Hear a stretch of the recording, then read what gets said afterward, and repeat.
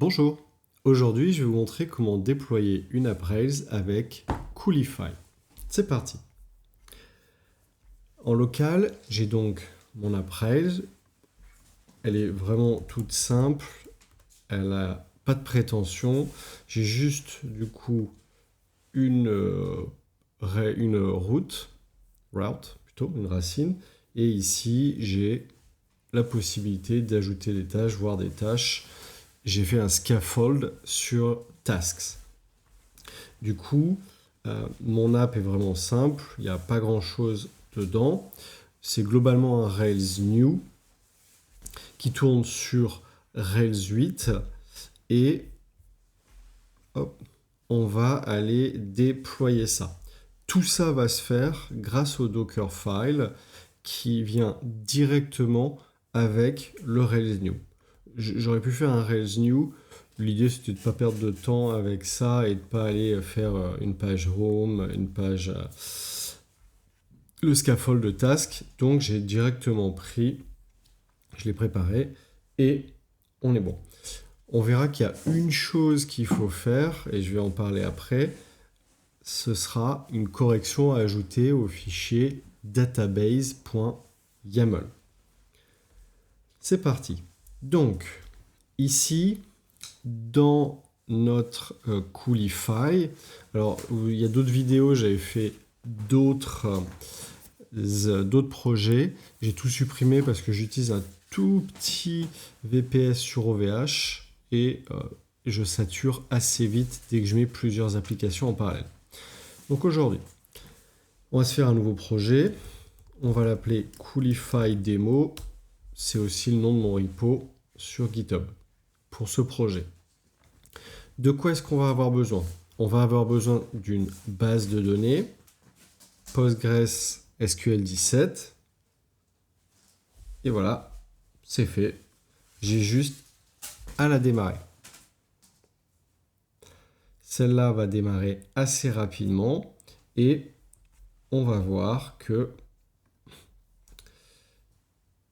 elle est running, elle tourne. Donc là, on est bon.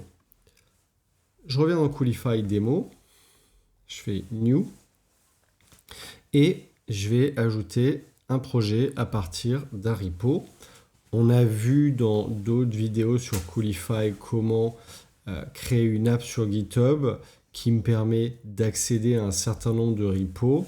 J'ai fait entre autres une vidéo pour montrer comment on met un site statique en ligne. Et aujourd'hui, je vais utiliser Coolify Demo, qui est le repo sur Git de cette application. Je sélectionne ça. À ce niveau-là, dans la configuration, nous, on va dire que le build pack, on va le faire avec le Dockerfile. Le Dockerfile, encore une fois, il vient directement avec le Rails New.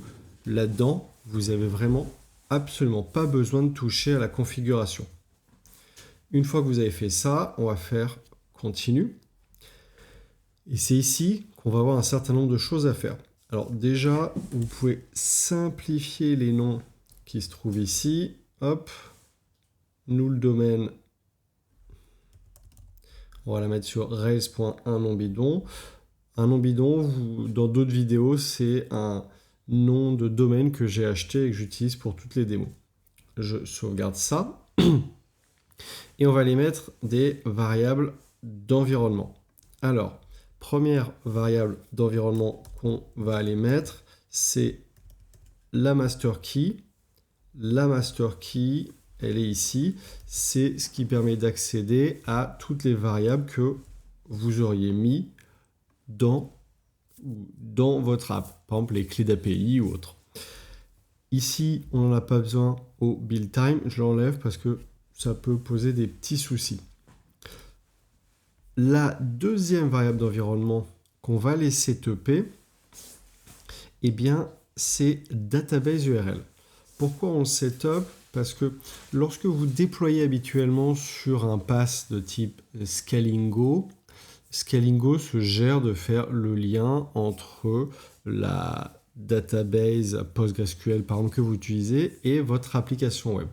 Ici, nous, il va falloir dire à notre application où est-ce qu'il faut aller chercher le lien, l'accès à la database.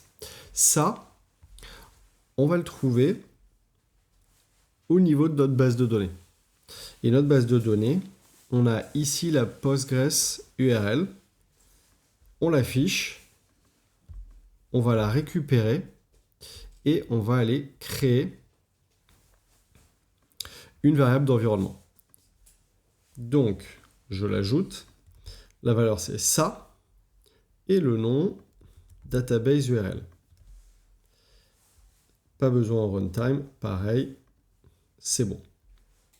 Alors, à partir de maintenant, je vais déployer l'application. Ça ne va pas fonctionner tout de suite et ça va me permettre de vous montrer ce qu'il faut corriger.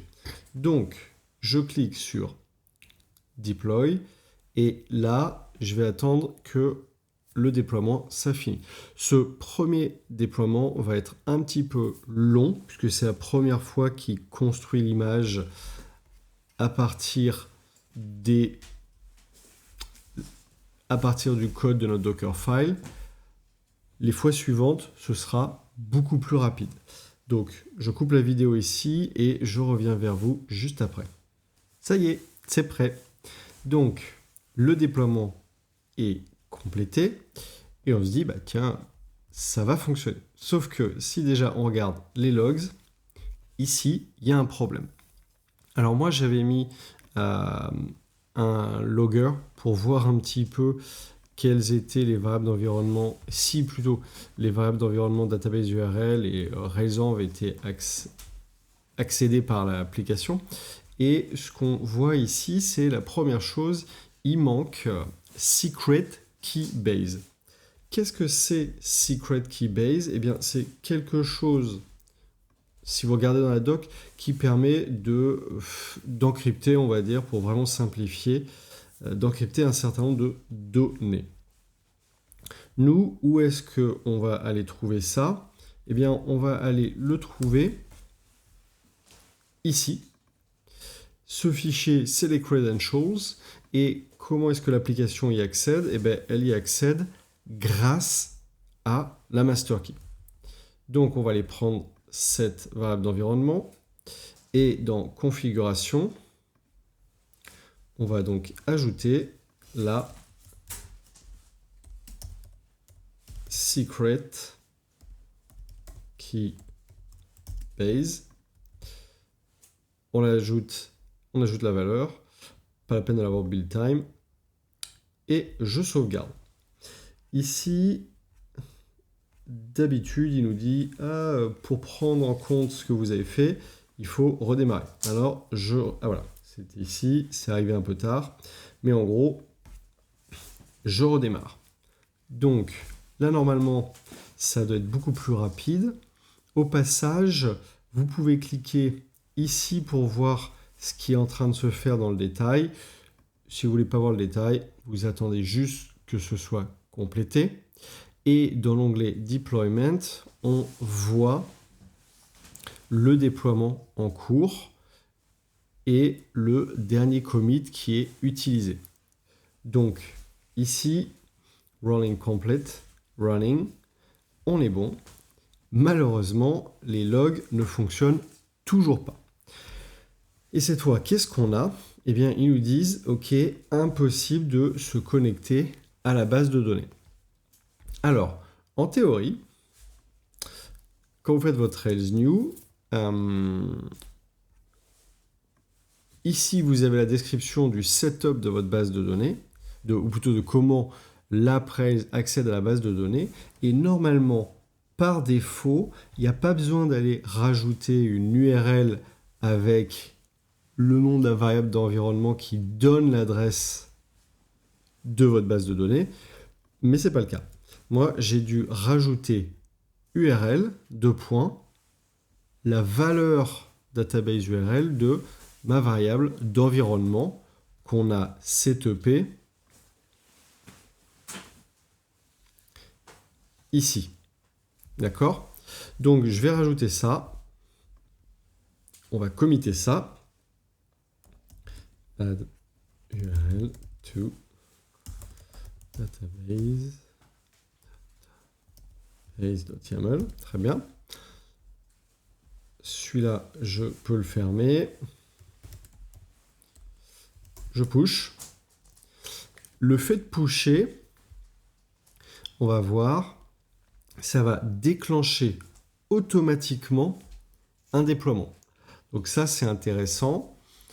Ça nous permet, imaginons si nous, on travaille sur notre branche, genre staging ou autre, et qu'on merge ensuite des PR sur main, eh bien, dès que c'est mergé, pouf, il y a un déploiement qui se lance. Le déploiement, là, c'est pareil, il va être globalement assez rapide, puisque il reconstruit pas toute l'image, il va juste en faire une partie. Donc là, c'est déjà fait. Et cette fois, si je regarde les logs, c'est propre, il n'y a plus de problème. Ici, vous avez un petit lien. Si vous cliquez dessus, ça vous donne directement l'URL de votre application. Et comme par magie, notre site est en ligne. La page, la route est en ligne. Up, qui est un élément pour vérifier si le site est toujours debout, ça fonctionne. Et si on va sur nos tâches, elles sont là. Est-ce que je peux faire une nouvelle tâche? My first task. Waouh, magnifique. Donc, désormais, j'ai une application qui est en ligne. On voit bien que j'ai une base de données derrière qui me permet de créer des informations, donc de faire du CRUD. Tout ça grâce à Coolify. J'espère que ça vous a plu. Continuez de me suivre sur Cocoricodo et à bientôt.